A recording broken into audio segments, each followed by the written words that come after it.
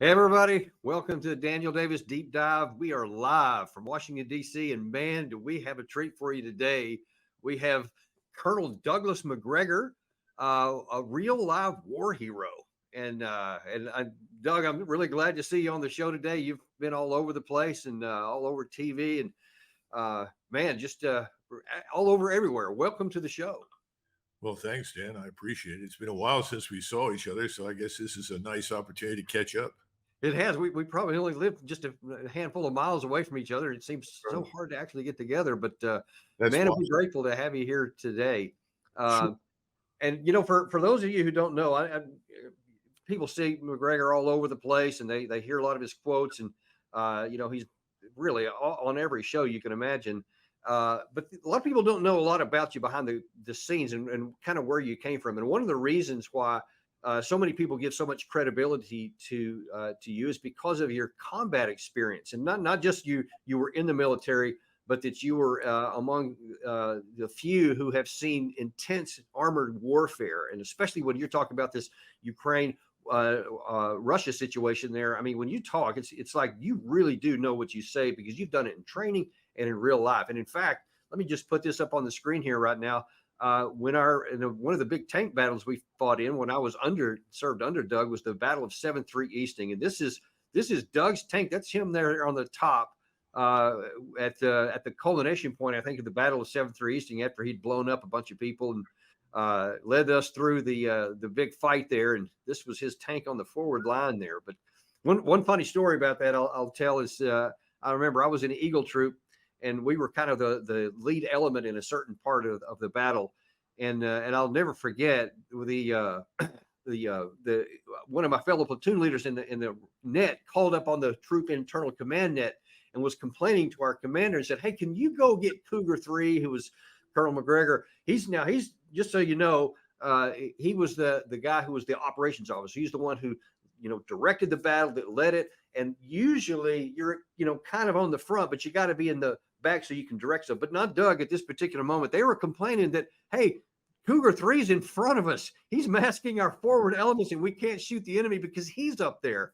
And I'll just never forget that, because that really, really stood out to me. It's one thing to say, "Hey, fellas, you got to lead from the front." It's another thing to actually do it under fire. And I've always admired you for that, Doug. And Well, I think it is HR that called me and said that I was masking the fire of his tanks because they'd taken some fire from a building that was off to the right flank, and he wanted to shoot the building. I can only imagine what the poor Iraqi soldier who was dumb enough to shoot at tanks in the middle of a sandstorm must have thought when 9 tanks turned around, faced the building, and shot at him. I didn't even pay attention to him. I mean, somebody shooting an AK or whatever was irrelevant, but people at the time said, no, we have to do this. So, well, listen, you were there, and by the way, you took that picture, and Dan, for what your viewers may not be aware of it, you were an artillery officer, and you were with Eagle Troop, who I designated at that point in the battle as the main attack. You were there to essentially mobilize and direct indirect fire from our artillery battery of 8 guns and mortars and so forth.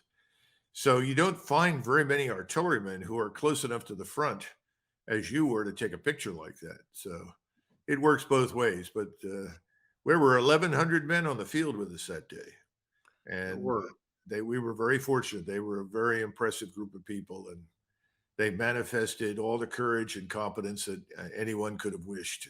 So I'm always very happy to recollect on those times, because everything depends on people, and we had very, very good soldiers. We're very lucky.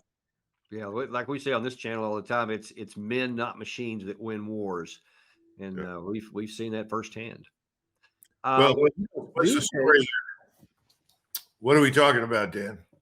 I want to talk first about, because you have a little bit of an additional title here that I think is certainly new on this channel here. But you're the CEO of Our Country, Our Choice, and I wonder if you could tell us a little bit about what that is, because it's kind of new. Well, the gentleman that founded this organization, Our Country, Our Choice, and I was not one of them, asked me to be the CEO. And essentially what they said we want to do is the following. We're tired of listening to this business about Republicans and Democrats. Every time we look at what's actually happening and the policies, we don't see much evidence for any real change between the two parties. We're tired of the uniparty. We also think there are a lot of Americans who agree with us. And so we want to reach across party lines and bring together Americans, Republicans and Democrats, independents, whatever, who essentially share our larger traditional values. And we settled on some really important issues right up front that we felt were unifying, that would help us build this nationwide network that we're trying to create. We're also trying to create a news portal that will be fact-based news. In other words, not opinions, not shaded one way or the other, but just the facts. And the battle cry is very straightforward. God, country, family, or faith, family, country, however you want to put it. That's the battle cry, to get back to those very basic values. And number one, end these pointless interventions overseas that do so much damage to us, to the people we're in theory trying to help, and most of all to our country, our economy, and to our lives. Let's put an end to it. No more, wars of choice, as people like to call them. And Yeah. then secondly, we want to restore the rule of law. We're looking at what's happening across the country, not just here. You can see it in Europe as well. We're indulging criminals, and it's destroying our cities. It's destroying our society. And with Yep. that, of course, comes the border. This border should be closed. And we've got to secure it, and we've got to turn around and expel the people who are in this country illegally. We have to enforce the law. If we don't enforce it, it'll vanish, and we've had it as a country. And then I think we really want to stop the sexualization of children. We see this now on steroids. We're headed down a very dangerous road when 6 and 7-year-olds are supposed to be able to make decisions on whether or not they want to be men or Yeah. women, and have these sort of self-mutilating operations is outrageous nonsense. We think any doctor that would perform such a thing should be in jail. So these are the top items. They're not the only ones. Obviously, we're concerned about electoral integrity, to the extent that we can address that, we want to. And there are many, many more issues, but those are the top ones. And we think we can build a lot of support for that. And we're running into lots of great people with talent and ability and skills who want to get involved and want to do something. The only thing they need to understand is you got to exercise some patience. I mean, the first time that we opened for business, we were not at 100%. We said we're not going to be 100% in operation until 1 November. And this is back in August. We ended up with 30,000 people. Oh, So wow. we know there's an appetite out there. And we're also seeing a lot of evidence for people overseas who are watching, people in Europe, people in India, who are saying the same thing. We need exactly this. We need this movement. It's as somebody said, we want to save the United States. I think that's true. And we don't see much evidence that the people in Washington want to do it. Yeah. So Well, that's where unfortunately, there's a lot of that. Yeah, because they don't want to give up their monopoly on power over. We allegedly have a two-party systems, but like you call it, it's almost more like the uniparty where they just exclude everybody besides who was in that game. So I'm really happy to see you go down this direction. We'll be really interested to see how this develops over time. yeah. One thing I do want to talk about, Doug, even before we get into the current issues going on here, because I think it's actually relevant to some of the discussion we're about to have there. And that's when President Trump put you in as a special advisor to the Secretary of Defense toward the end of his term there.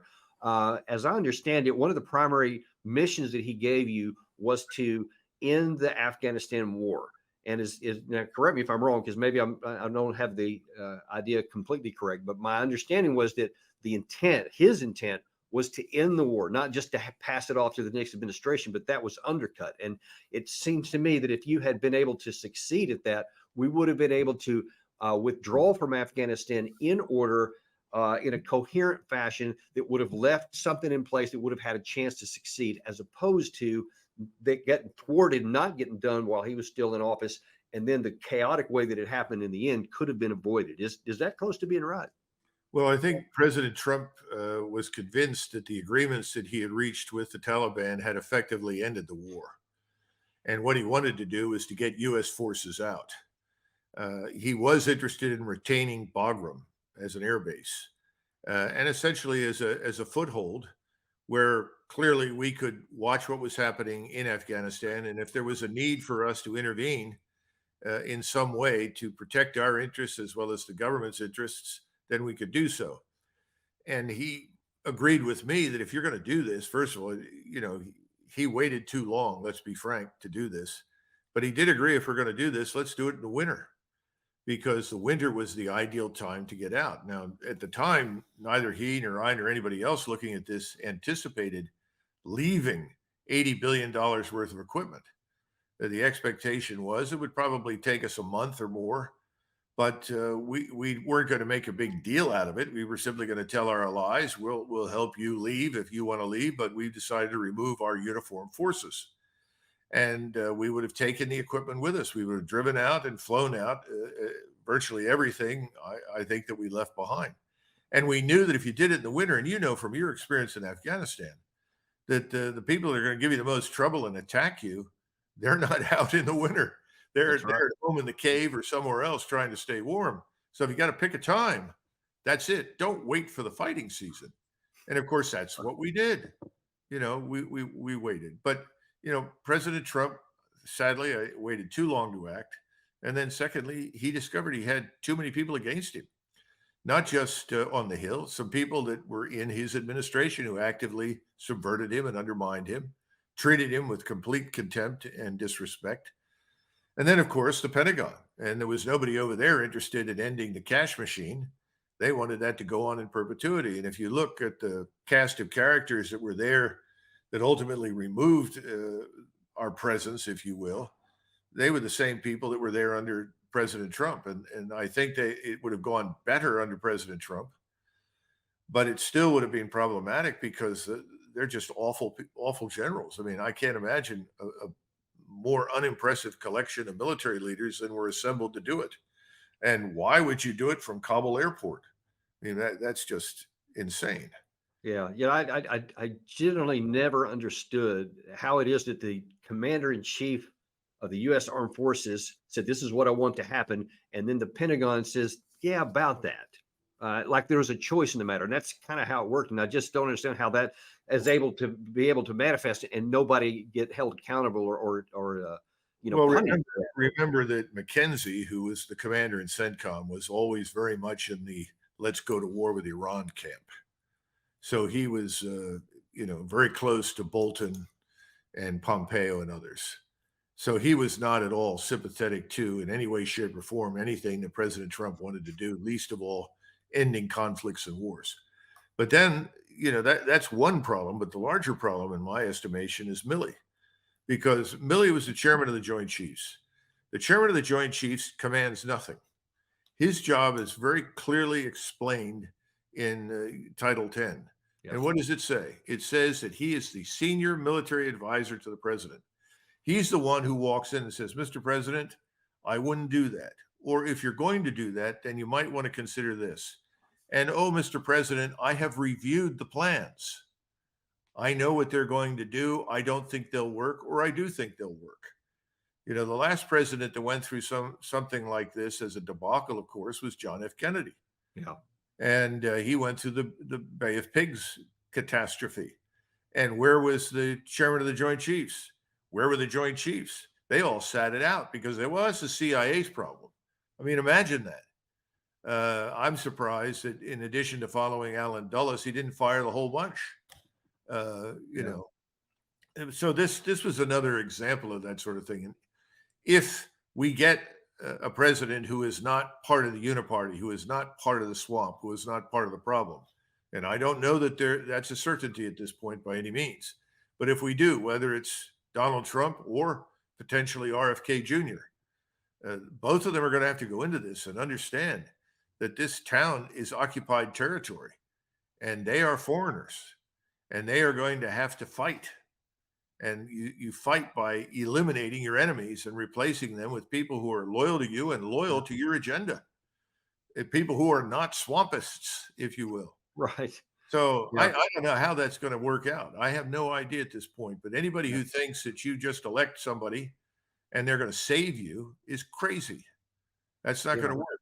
Yeah, it seems like that's the way it's supposed to work. You elect somebody and you elect their foreign policy vision, and then it's supposed to be that the government apparatus will then put into effect what the vision that president or that person has. And yet, as you point out, that's not what's really going on behind the scenes. They have to fight the inside before they can even talk about executing policies, on the outside, and that's a problem that we maybe we should talk about that one in more depth on another day. Yeah. But I want to try to shift gears real quick because I know your time's valuable here. One thing I want to talk about specifically is another thing you've got some very demonstrative expertise on. A few years back, you published this book here, Margin of Victory, where you talk about basically how successful armies are built, not just how fights are won, but battles are won, but how effective armies are built. And that's really important to what we're doing right now, especially in the issue of Ukraine in its war there. And I want to read just a real short piece here and get you to kind of tell us a little bit about how this applies to the situation of what the U.S. is trying to do with the Ukrainian army. In this book, you said each chapter of the book is a clarion call for the United States to recognize that wars are decided in the decades before they begin, not by the sudden appearance of a new technology, a silver bullet, or the presence of a few strong personalities in the senior ranks during a single battle.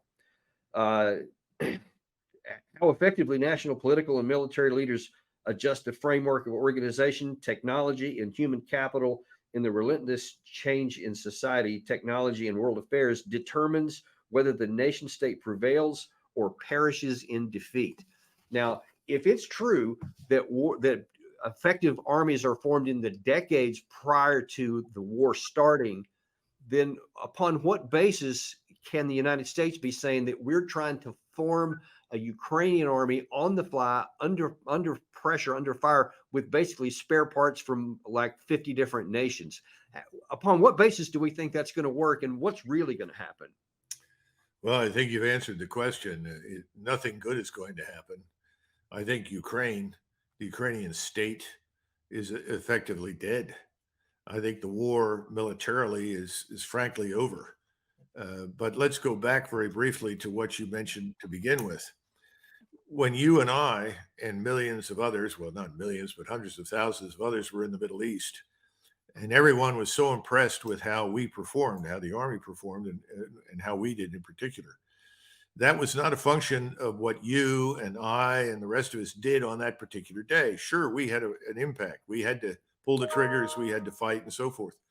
But we were the product of efforts that began in the early 1970s, in the aftermath of Vietnam, when the United States Army was in ruins, and very, very dedicated, devoted, and intelligent people at high levels sat down and said, "We've got to build a new force, and we've got to start from scratch." And they were right. And they built a very fine force with the insights that they gleaned from studying the previous 100 years of U.S. and foreign military history. They went to Israel, they went to Russia, they went all over the place, and they learned a great deal. And they came back, and it made a difference. So that we were able to do on the 26th of February, 1991, what we did, largely because of those decisions, personnel decisions, tactics, doctrine, organization. So 1991 and 1971 are about 20 years apart. And this really got started in 1975. So we're looking at a decade and a half of systematic reform, reorganization, and change to produce an outcome that was successful. Fast forward to Ukraine, and we began trying to train the Ukrainians in earnest to fight the Russians about 2014. We kept encouraging them to do so. As soon as the Maidan coup had occurred, they began shelling the Russians in Donetsk and Luhansk, the so-called breakaway provinces, simply because those people were Russians and they didn't like the coup and they were afraid of what it meant for them. And they were right. They didn't want to be treated as second-class citizens. They wanted equality before the law. They wanted to be treated as human beings. They were not. The Ukrainians treated them as essentially a cancer to be cut out of the country. So it began very quickly. We then began pouring resources and people in. And you can do many good things in a relatively short period of time. But to build a force to take on a great power in the space of 5, 6, or 7 years is absurd. And so the Ukrainians ended up fighting courageously and dying in great numbers as a result. And this has turned into, in my view, an atrocity for which we and our European allies are responsible. Because for some time now, I would argue, certainly since January, the Russians have been in a position where if they wanted to launch a major offensive, they could do so. And that offensive could turn out to be very destructive and go straight to the Dnieper River. They've chosen not to do that. Now, part of that is because, as you and I know, the Ukrainians very sadly have obliged the Russians by impaling themselves on an Right. impregnable defense. Well, whose fault is that? Who the hell is advising these people? You know, the intelligent thing to do once those defenses were established was to say, it's time to back up. We need to build secondary lines of defense for ourselves. These people aren't going to sit there forever. So we need to do that. And then we need to re-examine how we're organized to fight and what other kinds of equipment you're going to need. We didn't do that. Yeah. We Now said, we're NATO. we have an answer to one of your questions there, Doug, and I wanted to get your comment on this. We do have one of our favorite guys we have here from Brother David Petraeus. He had this to say in July about the offensive and about what the prognosis was for success. They've adapted, I think, impressively. Now, their achievements have been pretty modest. They've certainly cleared, liberated over 100 square miles. That's not much, although it is more in the first 7 weeks of this offensive than the Russians achieved in the previous 7 months of their fall and winter offensive. I think the key is going to be whether Russian forces can hold up. They've been in the line for over a year. They're not rotating forces the way the Ukrainians are. They're not that well looked after. And will they crack? Might they crumble? Might it be more than just local? That, I think, is going to be a very important factor in whether the Ukrainian offensive achieves the success that many of us are hoping that they will achieve. Now, I think on May 31st, so before the offensive was launched, Petraeus came out on BBC and was really optimistic and said, boy, you're going to see this big combined arms operation where they got tanks and artillery and infantry, and they're going to have mine breaching equipment. And you're going to see, I think, the Russian defense just collapsed, I think, is what they're going to do.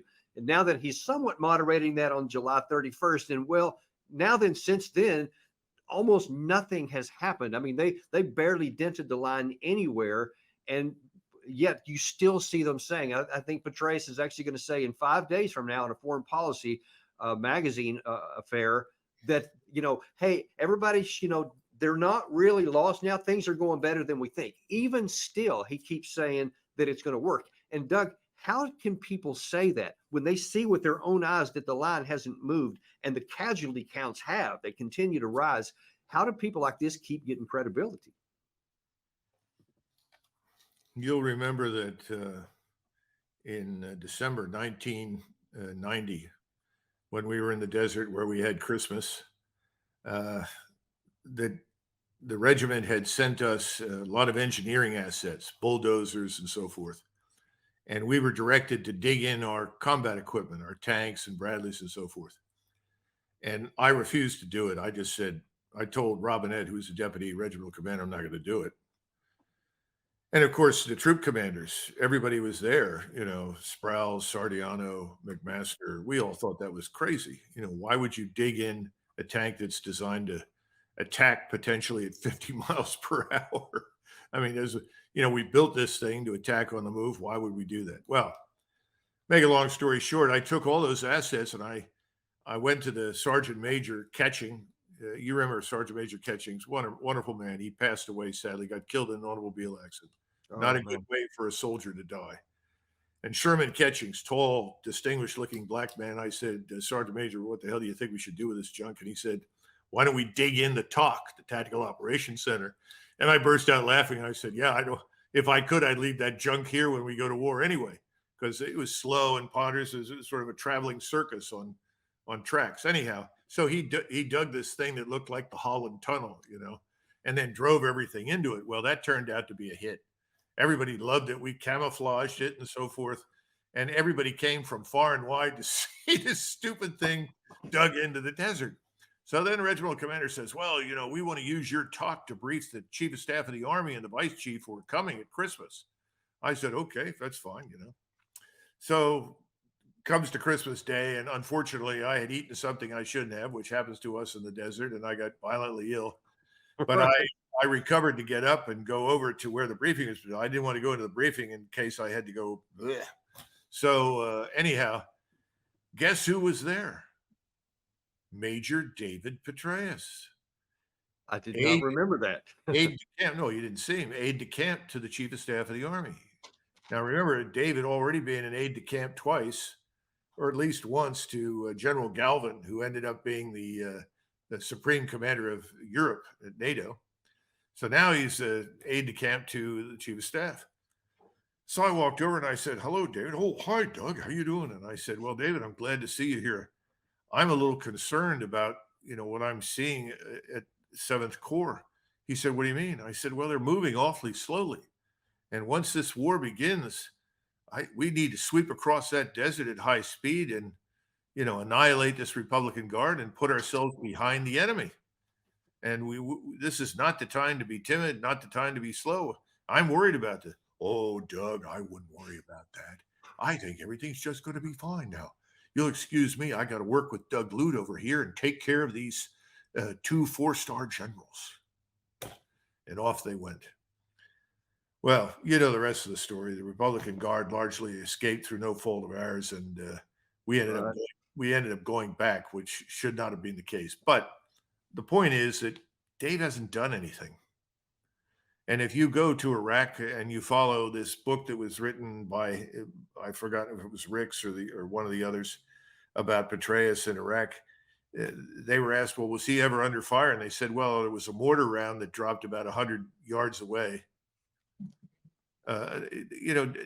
That's not his world. And he is simply repeating 2 things. He repeats this doctrine from the Army, which is irrelevant. It's 30, 40 years old, and it doesn't make any sense. He talks about combined arms operations. Well, the Germans invented that. That's fine. Yeah. We're dealing with a different form of warfare right now, who, by the way, the Russians pioneered starting in the 1970s with the reconnaissance strike platform. I mean, this is the basis for a lot of the things I subsequently wrote. The Russians are annihilating everything where they have persistent surveillance. These links are exceptional. And so he makes these statements on one level from ignorance. And then the other part of it is that you got to look at who's paying his salary, where he's working now, and what he did while he was on active duty. The people that sponsored him for promotion, the people that are paying his salary now, are the same people that dragged us into all of these wars and want us to go to war wanted us to go to war with a vengeance in Ukraine. And they want him to say what he's saying, and he's going to say them. There's an old expression, you go home with the girl you brought to the dance. Well, somebody brought him to the dance, and he's going to go home with them no matter what. But Doug, I mean, you can't keep saying stuff like that proves out to be just catastrophically wrong. I mean, because why not? They're not going forward. No, you're wrong. I hate to say this, but you're wrong. And if you look at the people in Washington, people have been saying for 30, 40 years that illegal immigration is a serious problem. People have argued for security on that border for decades. Now that it's become a national crisis that threatens to bankrupt states and cities, and criminality is on the rise, so, we need to do this. It's the same principle. And the diehards that believe in open borders because they think this is going to give them a new voter base to keep them in power forever, they're not going to admit that this was a mistake. It's impossible. No one in Washington ever admits that anything they said or did was wrong. Now speaking of that, there may be a slight changing of it. Let me show you 2 clips put together here by John Kirby. Now, one of these is at the beginning of the year, actually, when he was emphatic that we were going to stay with Ukraine as long as it takes, until yesterday when there was a slight change. Watch this. What do you mean by that? As long as they need. What do you mean by that? What winning looks like for you in Ukraine? Well, as long as it takes means as long as it takes, and it means that I'm unable to give you a date certain on calendar for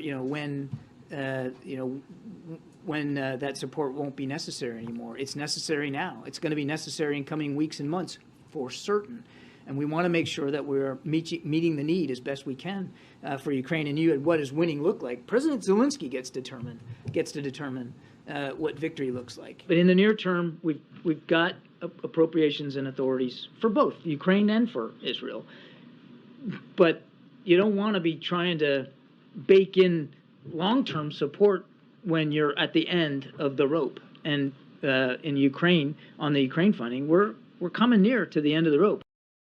So we're coming near to the end of the rope. I mean, all this time, for as long as it takes and no strings attached, to all of a sudden, now it's not Zelensky that gets to make the call, but our rope's coming to an end. So Zelensky's going to be cut loose here pretty soon, because now we're actually running low on ammunition, and we don't have a bunch of 5,000 more vehicles to give away. And I think that the bill is coming due here, but there's definitely coming a change here, because we recognize that we can't keep the fiction up anymore. I think that's what's happening.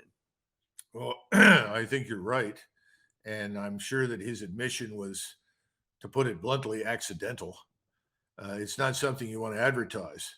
But let's be frank, we're 33 trillion in debt. The debt payment, servicing payment on an annual basis is equal to or greater than the defense budget. The defense budget, if you crank in the intelligence agencies, is about $1 trillion every year. We can't afford that. We can't afford to keep sustaining Ukraine, and we're going to have a tough time trying to help Israel. We cannot print money in perpetuity without consequences. All you have to do is look at the treasury market, look at the 10-year treasury and the rise in the yield, and look at who's buying our bonds. Here's a hint. Very few people want to buy our bonds. If you can't get people to buy the bonds, well, that's not a problem. The Fed will buy them. No, it's not going to work anymore. I think he's really saying that more than anything else. We can't afford it. It's beyond our means. Now, what do you say to the Ukrainians? I'm sure the Ukrainians would like to take the rope and hang him and his friends after what they've done to Ukraine. Because remember, Zelensky was ready to sign on for neutrality and a deal that came at the end of March, beginning of April. And we remember our friend, the blowhard, Boris Johnson, who flies in on behalf of Biden and says, oh, no, don't do that. We will supply you with whatever you need. We'll give you everything. You'll have the combined scientific industrial power of the entire NATO alliance behind you, and you will win. He was ready to sign on for the deal with neutrality. He did. He said so publicly before that meeting, and changed it soon after it. Yeah. So we know that he was told not to, and here we are. Now Ukraine, I argue, is almost a dead nation. And the only thing that saves Ukraine from complete and utter destruction at this point is President Putin, who has exercised incredible restraint. Neither he nor the Russians or anything that people have said about them in the Western media. And this restraint will not last forever, because at some point he wants to bring this to an end. He would prefer a negotiated settlement. And this is why, my concern is, if you keep this up, you'll get the thing that you said you didn't want. Hundreds of thousands of Russian troops on the Polish border. But he doesn't want to go there. He knows the Western Ukrainians don't want to be ruled by Russians. Right. He's not interested in it. It never was. There's no interest in conquering Eastern Europe. Lithuanians, Latvians, Estonians, Poles, Western Ukrainians. Nobody wants the Russians there. He knows that. He doesn't want to go there. Yeah, he didn't even have the capacity to go there or the ability to hold on to it if he did. So it's not even, in my view, not even possible. Yeah, and today, when you look at the Russian military, it is more powerful and capable today than it was in the 1980s. It's up to 1 million men. It's going to go to 1.2. The equipment is superb. The factories are churning this stuff out faster than they can equip people. But the bottom line is that wasn't the case in February 2022, exactly. As you point out. At that point, this was a relatively small force that he had designed for homeland defense. And instead, people pour buckets of filth and abuse all over the Russians, accusing them of wanting to conquer Eastern Europe. It's a lot of nonsense. Yeah, it has to stop. Americans need to wake up. They will wake up, but they're going to wake up to a dramatic fall in their standard of living. They're going to wake up to higher oil prices that are going to wreak havoc with us. They're going to say, well, what happened to all the refineries? What happened to all the oil rigs? What happened to the natural gas? What happened to the fracking? It's going to take us years to recover from the damage we've done to ourselves by essentially eliminating those things. I mean, California 40 years ago had 43 refineries. Today, California has less than 20, and they can't wait to get rid of them. You know, this cart before the horse with the new Green Deal is going to kill us all. It's killing Germany. It's doing irreparable harm to us. It's all got to stop. It will, but until it stops, everybody's going to suffer. Right. And you know, and back on this issue there with the Ukrainians and you know, the everything that you had that Kirby had there in the first part of that clip, as well as obviously President Biden stuff. I believe that time is going to show that we gave false hope to Ukraine, that we, as you just mentioned there about the deal that we did make in March 2022, when we had it on the table and could have prevented a lot more death, is that eventually, because of what you have in this book about how it takes to build an army, you can't do it on the fly under fire while you're losing people left and right, is that the natural result is going to be a loss, and it could have been avoided. And now then we're going to have the very things that we say we wanted to avoid, as you just mentioned there. And so many thousands of Ukrainian men and women and civilians have paid the price because we wouldn't do what made sense in the beginning. So I think there's one other point. There's one other point I would leave with you and your audience, if I may. Germany will emerge from this terrible experience much more sober-minded. I think the NATO alliance will just crumble. You know, it's one of those things. Henry James said, sacred cows are never slain, they simply vanish. NATO will not be slain, it will simply vanish. And the Germans will form a relationship with Russia that is both beneficial to them and the Russians economically and ultimately militarily. The very thing that we were most concerned about is going to happen. Germany, the real powerhouse in Europe, will build good relations with Russia as a result of this. We need to wake up and understand that we don't rule the Eastern Hemisphere, that we are dominant in the Western Hemisphere, but not in the Eastern Hemisphere. We need to get along with the other great powers. If we don't get along with them and do business with them, eventually we'll be at war with them, and we will not win it. Yeah, and we definitely can't afford that. Doug, we're almost out of time here, but I don't want to miss this last point here because it's about to really hit the fence. Again, in terms of that it takes 10 years to form an army before it goes into combat, what are your thoughts on what Israeli Defense Forces are facing if they do, in fact, launch an incursion into Gaza? The Israelis are confronted with a very unsavory requirement, and that is to go in and root out the enemy in Gaza. They are assembling a force of 470,000 men, which is larger than the regular army of the United States. And it will certainly take tens of thousands of combat troops to do what they want to do. Unfortunately, these are reservists. And in many cases, they haven't had as much training as the reservists did in 73 when they were called up to fight. They're going to take a lot of casualties if they do this. But there's something else that needs to be borne in mind. Right now, the Israeli leadership is ruled by emotion. They are understandably horrified by what happened. Yeah. Everybody is. Everybody knows that. But the people at the top need to be rational. Reason must triumph over emotion. They need to look carefully at the consequences of their actions, because the Middle East is not the Middle East that it was 20 years ago. And this is an ugly event. But if the Israelis go in there and ethnically cleanse Gaza, throwing all of these millions of people under the bus, so to say, especially in the onset of winter, it'll never completely happen because the region will go to war with them. And everybody keeps focusing on Iran. As Sullivan said, they had no role in triggering this. We need to understand that Qatar funds Hamas, not Iran. And then secondly, Qatar also funds Turkey. And the Turks are the real power. That's the 800-pound gorilla in the corner in the Middle East. And Mr. Erdogan is watching this unfold very carefully. You recall it's a few years ago, there was an incident in which the Israelis seized a ship carrying aid to Gaza that was a Turkish ship, and 2 Turkish citizens, at least 2, were killed. The Turks have not forgotten. And I would watch my northern border carefully. It's not only Hezbollah, it can be worse than that. And let's hope that Egypt remains neutral. And I hope the Israelis do nothing to change that, because that's vital to Israeli survival and national security. Yeah, Anyway. that's one of the things that really concerns me, that this has the potential to really explode, and we've got to keep this contained and get it over with as quickly as possible, or it's going to be bad, much worse for Israel and bad for us as well. Doug, I appreciate your time. We definitely want to have you back. I can't wait till we have you again, and I know your time's valid, but thank you so much for coming on our show today. Sure. Thank you, Dan. I appreciate it.